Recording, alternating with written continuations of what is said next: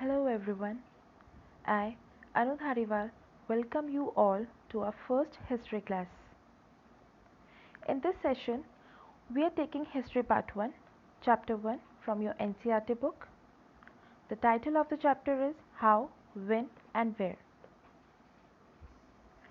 Before getting into details of the chapter, let me give you a brief synopsis of the chapter. All the topics are from your NCERT books itself. We'll be starting with introduction, then meaning, caste system, character named James Rinnell, Britannica or East India Company. History is referred to as a span of time. Criteria to select a set of dates. Warren Hastings. Criteria to periodize. Prior to British rule.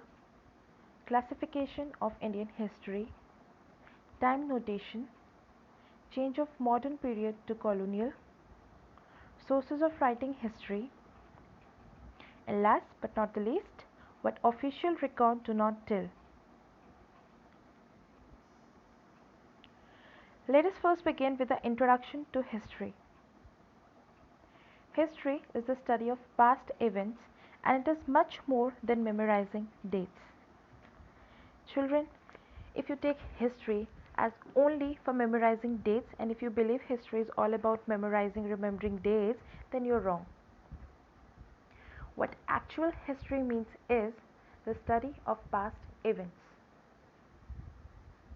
In this lesson, we will learn how did it happen, when did it happen, and where did it happen. So now from this line, you would have known from where did the title of the chapter came. How, when, and where. We'll be discussing about all the events, dates, places, names, and all the learning facts. Let us first begin with meaning of history. History is about changes that occur over time. These changes are gradual, children. They're not sudden. All the changes that occur over time, history is all about it.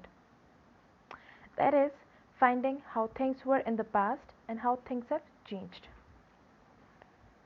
How the things used to be in the past में चीज़ें कैसी थी और अब वो कैसी हो गई है, कैसे वो चेंज हो गई है. Reading all about it is called history. Next topic is caste system in Hinduism. Now there are 5 types of caste in Hinduism. You all would have already read about it in your previous classes. Let me describe them to you once again.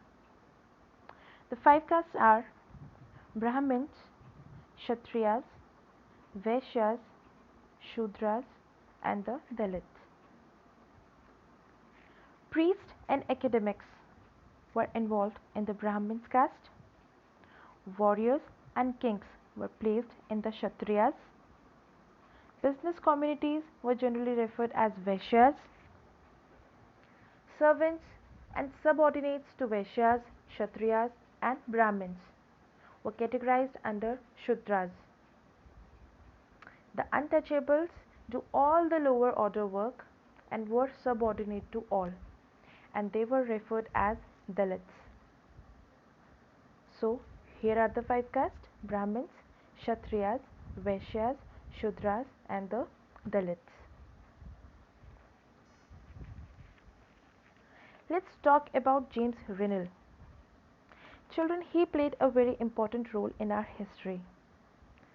When British came here to rule in India, he was the one who for the first time nearly created an accurate map of India.